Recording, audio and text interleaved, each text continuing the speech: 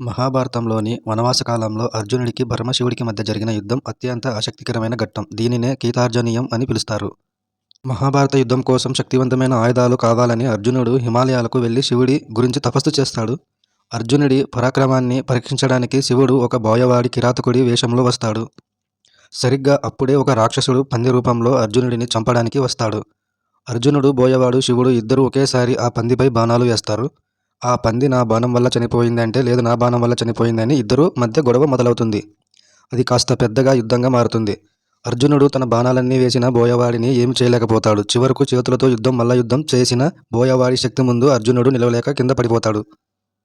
అలిసిపోయిన అర్జునుడు శివుడిని ప్రార్థిస్తూ ఒక పూలమాల వేస్తాడు. ఆ మాల వెళ్లి ఎదురుగా ఉన్న బోయవాడి మెడలో పడుతుంది. అప్పుడు అర్జునుడికి అర్థమవుతుంది ఆ బోయవాడు సాక్షాత్తు పరమశివుడి అని. అర్జునుడి భక్తికి, ధైర్యానికి మెచ్చిన శివుడు అతనికి పశుపతాస్త్రం అనే శక్తివంతమైన ఆయుధాన్ని బహుమతిగా ఇస్తాడు. ఎంతటి వీరుడైనా దైవం ముందు తల వంచక తప్పదు అని ఈ కథ మనకు చెబుతుంది.